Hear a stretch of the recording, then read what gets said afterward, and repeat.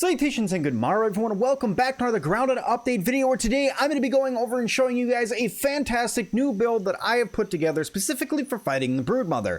This build is, well, in my opinion, probably the best one. There are a couple iterations that I'll be talking about towards the end of the video on how to adjust from woe mode, because woe mode kind of changes everything a lot in this game. But what I want to do now is I'm going to walk you guys through the changes, then I'm going to go fight the Broodmother to show you that I know what I'm talking about, and then I'm also going to explain everything like I said for woe mode. But before we get into that, make sure you guys hit that like button. Please don't forget to subscribe and leave me a comment down below of how you guys would change this build to best suit you. Now, first of all, let's talk weapon. Weapon is super duper important when it comes to fighting the Broodmother because of the new status changes and damage type changes that they've added to the game. As you all have known, if you guys have watched any other of my YouTube videos, you guys will know that the Antlion Greatsword is by far, here and there, the best weapon for fighting the Broodmother.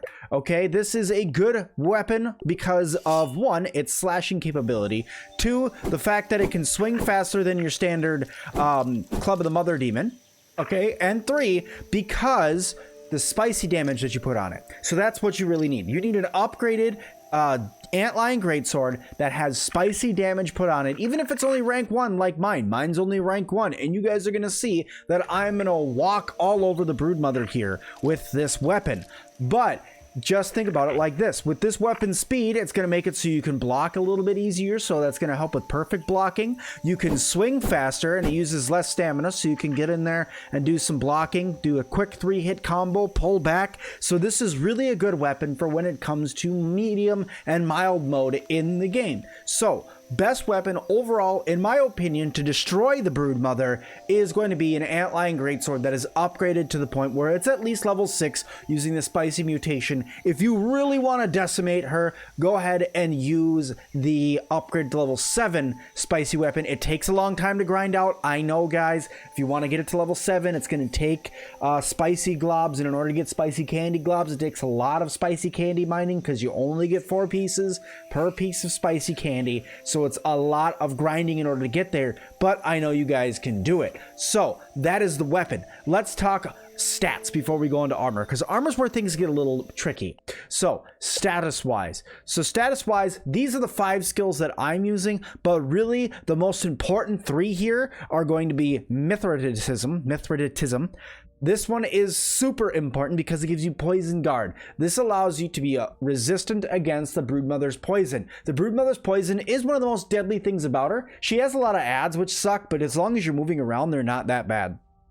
But her poison is one of the most dangerous things about the Broodmother, so keeping away from her is super important. The next one, you guys guessed it, is Cardio Fan. Why Cardio Fan? Well, because you're gonna need to move. It gives you the Hyper Stamina perk, which allows your stamina to regain that much faster. If we go right over to OS, I can show you guys. If we roll down to where it says Hyper Stamina, regain stamina faster. So that is really going to help you to regain your stamina that much quicker when you're wearing heavier armors, when you're swinging a heavier weapon, when your character's all around just heavier. So stamina up or Cardio Fan is going to be super helpful. I know that a lot of you guys may be saying, well, Sim, why don't you use something like Buff Lungs in order to give yourself more stamina? It's helpful, but that's only a tier 1 perk, and it only comes to tier 1. It doesn't upgrade, unlike Cardio Fan, which gets up to tier 3, which is super important because once it's tier 3, you regain that much faster. All right, and the last one that I believe is super important for using this build is Parry Master. Parry Master is going to give you extreme advantage when it comes to blocking attacks. In other words, it's going to make blocking that much easier, and blocking damage from the Broodmother is super important because if you're in medium, mild, or woe mode, even if you have Mithridatism on, she still hits like a truck. So you're gonna need something to help you block a little bit more damage, especially when you're not using a shield. When you're just using a 2-handed weapon, blocking is gonna become that much more important. So having Parry Master on is super duper important. Those are the 3 skills. As a added bonus for those of you who do have the availability to use 5 skills, I know that most people have 2 skills. When starting the game, get up to 3 skills before you go fight the Broodmother. Trust me, it's going to be easier finding the Mega Milk Molars or the regular Milk Molars to upgrade to tier in order to so you can get 3 stats back again. Trust me, do it, okay? But if you are a grinder like I am and you go out and get all of the mutation activations that you can, the next ones you're going to want to get are Blade Master, which are going to allow your blade to do even more damage because yes, the Antlion Greatsword does count as a sword, and Coup de Grace. Why? Because Coup de Grace is super crits, okay? Crits all the time. Crits are good for everybody. Everybody loves crits. I love crits. You love crits. Everyone should love crits, especially when fighting the boss. So, super important, have those crits available for you so that way you can get it. And then the last thing that you're going to need is armor. Yep, I said it, guys. It's important. And you guys can see I'm wearing my roly-poly armor. This is not the only set that you can use for this, though.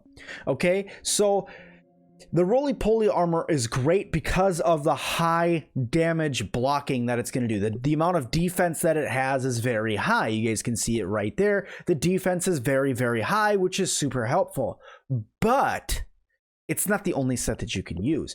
If you go through and put on a full set of spider gear, okay, each spider gear thing gives you attack stamina, so it's gonna make it so you can swing this weapon even more. The defense might not be as high as roly-poly gear, but with you being able to move around a lot more because this is light armor and it's gonna keep you moving, it's still good, especially with the attack stamina. It's going to make it so you can swing your weapon that much more times. Now you have 2 3-hit combos, and you still have a tiny bit of stamina to get yourself out of the way if you need to. So that's why spider armor is also very helpful. Also, the Hunter's Prowess perk always is good to have. It gives you, your body recycles energy with increased efficiency. So with this armor, it kind of makes Cardio Fan a little less needed, but still, with Cardio Fan and this armor together, it allows you to be a very, very mobile person. Just be careful because ads are going to hurt a lot more with this armor on. So with your 5th perk, maybe you remove Cardio Fan and you add on the beefy perk or the meaty perk. That way you are a little bit more, you have a little bit more armor to say. So what I'm going to do to prove to you guys it can be done in spider armor is I'm going to go over and we're going to fight the Broodmother right now. I have myself a Broodmother BLT in my inventory right here for us to be able to use. So we're going to go over and we're going to fight her right now in spider gear with this gear on. Let's go. Alrighty, here we are at the Broodmother den. I had a little bit of food and water on the way to make sure we were completely set up for this fight, and let's get to it. So the first thing that we need to do is go ahead and just hit this Broodmother thing to summon out the boss, and let's do this fighting the Broodmother with this mode on. Let's go. Let's go. So first things you'll see here, look at the amount of damage I just did in one hit to her. When I said that this weapon can melt the Broodmother, I was not kidding. This weapon really does melt the Broodmother. I think I've hit her 7 times, maybe 8 out of all. There's 10 hits. She's going to get a little bit harder now because I'm not getting the crits in. Make sure that you're perfect blocking. Avoid all of our little spiderling friends. There we go. Couple more hits here, and she should be just about dead. Let's back up. Use a smoothie to heal up, to make sure that you're healing up any damage from all the ads, because there are a lot of ads. Avoid the ads, get right back on the Broodmother. Ow! Again. And with ease, just like that, you are able to take out the Broodmother. Like I said, this weapon is absolutely important when it comes to fighting the Broodmother. She's not that bad. She does hurt a lot when you have this setup going on, but this weapon, the perks I gave you, the armor, all together will be super, super helpful. Now, when it comes to Woe mode, let's talk about that for just a second here. Woe mode is a little bit different because Woe mode is a completely different bear when it comes to playing grounded, okay?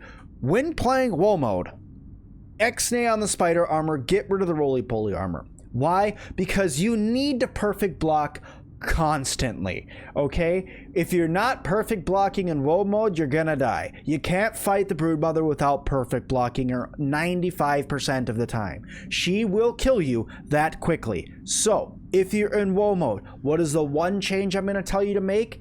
Get Koi armor. I know it sounds crazy, but the perfect block and the dazzling repose that comes from having the full set of Koi armor will make that much of a difference. Now, the statuses that comes from having koi armor, the armor that comes from it isn't that bad. I don't have it right now on this playthrough because this is a survival playthrough and I don't have it unlocked, but the koi armor is not that bad when it comes to defense wise. It's just right on par with spider armor, so you're still going to take some pretty hefty hits.